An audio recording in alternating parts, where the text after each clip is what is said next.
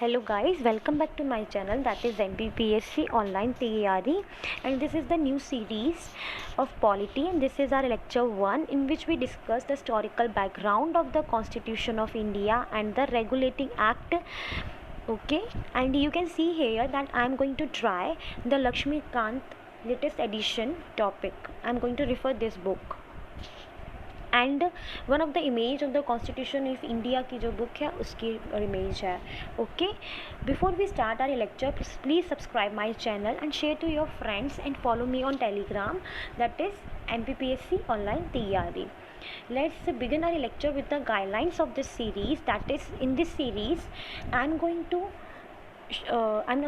to given you exam based notes with a brief description, and I'm going to try covered all the topics of UPSC and MPPSC and all other exam. Also covered Bible of Polity, that is V Lakshmikant, and with the latest I'm going to refer the latest edition, that is 6th edition. Okay, and I'm going to give you other mind maps based study of the important topics so that you can easily understand the things. Okay, after completion of one topic like historical background, I am going to provide you MCQ. मतलब जैसे कि अपना मानो historical background complete हो गया with all the things and all the syllabus, तो हम उसके बाद क्या करेंगे, आपके रिवीजन के लिए मैं आपको MCQs बेस्ड क्वेश्चंस दूंगी. एक पूरे मतलब एक सीरीज़ चलाऊंगी जिसमें आपका उस टॉपिक की MCQs होंगे so that you can revise all the things. Okay, चलिए अब हम स्टार्ट करते हैं हमारा आज का lecture. Historical background of Constitution. Here you can see the image in which all the members of the Constitution Assembly discussing the things about Constitution, like B.R. Ambedkar, J.L. Nehru. Okay, the first point of this topic is British came to India in 1600 as traders in the form of East India Company under a charter granted by Queen Elizabeth I. मतलब यहाँ पे जो story शुरू हुई थी वो किस तरीके से हुई थी. जो ब्रिटिश थे वो 1600 में इंडिया आए थे, बट किसके लिए आए थे, व्यापार करने के लिए आए थे. किस फॉर्म में आए थे, ईस्ट इंडिया कंपनी के फॉर्म में आए थे, और उनको एक चार्टर दिया गया था. वो किसने दिया था, क्वीन एलिजाबेथ I ने दिया था. अब next point is in 1765 obtained Diwani rights over revenue and civil justice of Bengal, Bihar and Orissa. That gives the peak of started his career as a territorial power. अब क्या हुआ, 1765 में उन्हें दीवानी rights मिल गए. यहाँ पे उसका मतलब क्या है कि उन्हें रेवेन्यू और सिविल जस्टिस के राइट मिल चुके थे. कहाँ कहाँ पर, बंगाल, बिहार एंड उड़ीसा में, जिससे उनकी टेरिटोरियल पावर का करियर स्टार्ट हो गया. अब आप मुझे बताएंगे कि जो दीवानी राइट्स हैं उनको किसने दिए थे. और ये जो क्वेश्चन हैं, इस छोटे छोटे क्वेश्चन हैं या फिर और हर तरीके के क्वेश्चन में आपको MCQs फॉर्म में आपको ये जो हिस्टोरिकल बैकग्राउंड टॉपिक है पूरा, चाहे इसमें आइदर क्राउन रूल हो या कंपनी रूल हो, सारा जैसे ही ख़त्म होता है मैं आपको MCQs दूंगी, उसमें ये कवर करूंगी. बट प्लीज़ आप भी मतलब सर्च करिए, थोड़ी सी मेहनत करके मुझे बताइएगा कमेंट सेक्शन में कि दीवानी राइट्स इनको किसने दिए थे. Okay, now third point is in 1858 in the wake of the sipahi mutiny the British crown assume direct responsibility for the governance of India. अब 1858 में क्या हुआ, जैसे ही सिपाही म्यूटिनी वाला कांड हुआ तो जो ब्रिटिश क्राउन ने सोचा कि अब उनकी डायरेक्ट रिस्पॉन्सिबिलिटी हो गई है किस पर, गवर्नेंस ऑफ इंडिया पर. अब ये जो उनका थिंकिंग थी और ये जो उनका रूल था, ये कब तक चला हमारी इंडिया पर, जब तक हमें इंडिपेंडेंस नहीं मिल रही. इंडिपेंडेंस हमको कब मिली, 15 अगस्त 1947 में. Okay, fine. Now constitution assembly formed in 1946 and on 26 Jan 1950 constitution came into being. अब यहाँ पे क्या लोग कंफ्यूज हो जाते हैं कि उनको कंफ्यूज इसलिए हो जाते हैं कि अगर उनसे कोई पूछता है कॉन्स्टिट्यूशन असेंबली फॉर्म कब हुई थी, तो कई बार वो 26 Jan 1950 का लगा देते हैं, बट ऐसा नहीं था. फॉर्म हुई थी हमारी 1946 में, और कॉन्स्टिट्यूशन एग्जिस्ट कब हमारे बीच में आया था, 26 Jan 1950. ठीक है, आपको अभी ये पॉइंट क्लियर हुआ होगा कि असेंबली फॉर्म्ड हुई थी 1946 में, but constitution came into being कब आया हमारे उसमें, 26 Jan 1950. ओके, आपको अब ये क्लियर हुआ, fine. There were certain events in the British rule that laid down the legal framework for the organization and the functioning of government and administration in British India. अब कुछ events हुए थे British rule के दौरान जिससे मतलब नींव रखी गई कि legal framework for the organisation and functioning of government, कैसे ऑर्गेनाइज्ड करना है, कैसे फंक्शनिंग करनी है गवर्नमेंट और एडमिनिस्ट्रेशन का in British India. And this is explained in the chronological order under two major heading, that is company rule. वो कब था? 1773 से लेके 1858 तक इसका रूल चला था, कंपनी रूल. कंपनी यहाँ पे किस चीज़ को रेफ़र कर रही है? ईस्ट इंडिया कंपनी को रेफ़र कर रहे हैं हम लोग. ओके.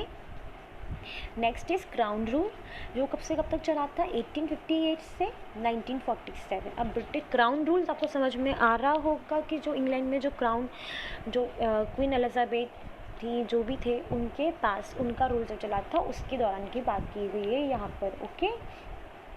कंपनी रूल कब से कब तक था? 1773 से 1858 तक. और क्राउन रूल कब से कब तक था? 1858 से 1947 तक. नाउ द कंपनी रूल आपको हेडिंग पे दिख रहा है 1773 से लेके 1858 तक. Some acts played a very vital role during this period. The chronological order of this act are as follows. अब इसके दौरान काफ़ी सारे एक्ट आए थे जो कि बहुत इम्पॉर्टेंट है हमारे कॉन्स्टिट्यूशन को फ्रेम करने के लिए. तो इनकी एक सीक्वेंस था. सबसे पहले आया था हमारा रेगुलेटिंग एक्ट ऑफ 1773. पहले कौन सा आया था? Regulating act of 1773. देन हुआ अमेंडिंग एक्ट ऑफ 1781. जो भी यहाँ पे इसके उसमें कुछ पॉइंट्स अच्छे नहीं थे उनको अमेंड करने के लिए आया अमेंडिंग एक्ट ऑफ 1781. देन आया ब्रिटिश इंडिया एक्ट ऑफ 1784. फिर आया act of 1786. Then charter act थे 4, 1793, 1813, 1833 एंड 1853. ओके. आपको ये कंपनी रूल के अंदर ये 8 एक्ट आए हुए थे 1773 से 1858 के बीच में. ठीक है. अब हम इसको वन बाय वन देखेंगे. तो आज हम डिस्कस करने वाले हैं रेगुलेटिंग एक्ट ऑफ 1773. ठीक है. अब ये है हमारा रेगुलेटिंग एक्ट ऑफ 1773. तो मैंने आपको यहाँ पे माइंड मैप के थ्रू समझाने की कोशिश की है ताकि आपको सारे पॉइंट्स ईजिली आपको अंडरस्टैंडेबल हो जाए और इसको आपको रिवाइज भी करने में आसानी होती है. और ये जो माइंड मैप है मैंने कहीं से कॉपी नहीं किया है, ये मैंने खुद से बनाया है. ओके. रेगुलेटिंग एक्ट ऑफ 1773 की बात करें हम लोग. अब आपको यहाँ पे सारे पॉइंट्स दिख रहे होंगे. इसने क्या किया? Laid foundation of central administration. इसी एक्ट के दौरान ये जो एक्ट आया था इसने सेंट्रल एडमिनिस्ट्रेशन की नींव रखी. ओके. और इसी के दौरान हमको ये recognised political and administrative function of the company, हमको ये चीज़ मालूम पड़ी. Then this is the first step taken by British government to regulate and control the affairs of East India Company. यही पहला स्टेप था जो ब्रिटिश गवर्नमेंट ने लिया रेगुलेट और कंट्रोल करने के लिए affairs of the East India company. आपको ये क्लियर हुई? ये तो सारे हमारे हो गए कि ये था क्या. रेगुलेटिंग एक्ट क्या था इसके बारे में मैंने आपको बता दिया. क्या क्या था? इसने फाउंडेशन रखी सेंट्रल एडमिनिस्ट्रेशन की. ये पहला स्टेप था जो ब्रिटिश गवर्नमेंट ने लिया, रेगुलेट और control the affairs of the East India Company. And this act recognised political and administrative function of the company. अब हम यहाँ पे देखते हैं कि इसके फीचर्स क्या थे. दिस इज़ वेरी इंपॉर्टेंट कि फ़ीचर्स जितने भी एक्ट हैं उनके फ़ीचर्स बहुत इंपॉर्टेंट है. क्योंकि कभी आपसे पूछ लिया जाता है कि ये कब हुआ था, ये किस एक्ट के दौरान ये जो गवर्नर जनरल थे वो ये बन गए, वाइसरॉय हो गए, क्या भी जो भी कुछ क्वेश्चंस बनते हैं वो सारे यहीं से बनते हैं उठ के. और आपको मेंस में भी लिखने में आसानी होगी. ठीक है. तो सबसे पहला पॉइंट है यहाँ पर designated governor of Bengal as governor general of Bengal. अब इन्होंने क्या किया? जो गवर्नर ऑफ बंगाल थे उनको क्या कर दिया? Governor general of Bengal. अब यहाँ पे जो गवर्नर थे बंगाल को उनकी डेजिग्नेशन उन्होंने चेंज करके क्या कर दी? Governor general of Bengal. ठीक है. अब पहले जो गवर्नर जनरल थे बंगाल के वो कौन थे? वॉरेन हेस्टिंग थे.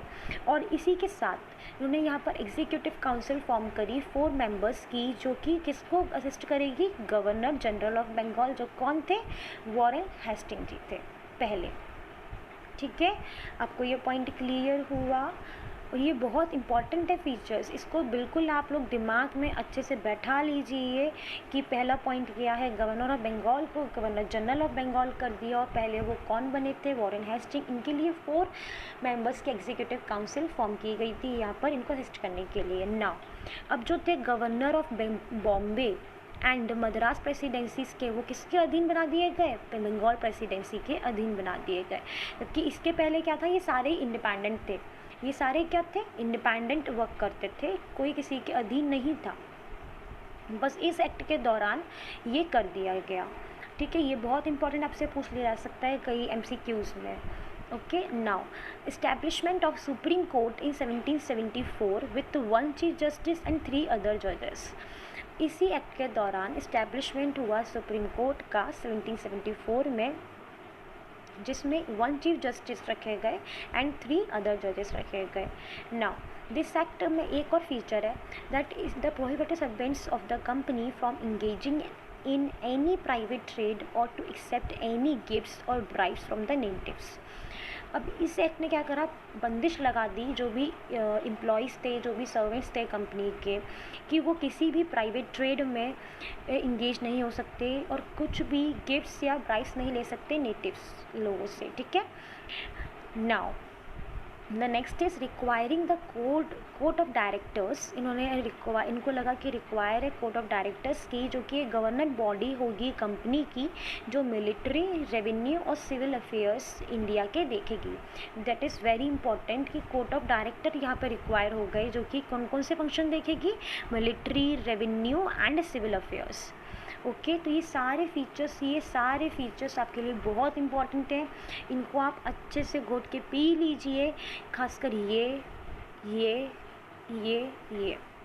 ये बहुत इंपॉर्टेंट है, ये 4 पॉइंट। चाहे इसको थोड़ा बहुत भूल भी जाएंगे तो ठीक है, कोई बात नहीं, बट ये 4 जो फीचर्स हैं दैट इज़ वेरी इंपॉर्टेंट। पहला कौन सा फीचर, कि उनको गवर्नर ऑफ बंगाल जो थे उनको गवर्नर जनरल ऑफ बंगाल बना दिया, और इनके लिए एक एग्जीक्यूटिव काउंसिल फॉर्म की गई जो कितने मेंबर्स की थी, 4 मेंबर्स की थी इनको असिस्ट करने के लिए। और पहले कौन बने थे, वॉरेन हेस्टिंग बने। और जो गवर्नर जो थे बॉम्बे के और मद्रास के, वो किसके अधीन कर दिए गए, वो कर दिए गए बंगाल के जो गवर्नर थे उनके अधीन कर दिए गए। ठीक है, और ये 1774 में सुप्रीम कोर्ट फॉर्म किया गया, जिसमें 1 चीफ जस्टिस था और 3 अदर मेंबर्स थे। अब next is court of director form किए गए यहाँ पे, जो कि कौन से फंक्शन देखेगा, military, civil and revenue, MCR। ठीक है, आपको याद हो जाएगा कोर्ट ऑफ डायरेक्टर कौन कौन से देखेगा, MCR, that is military, revenue and civil affairs of India.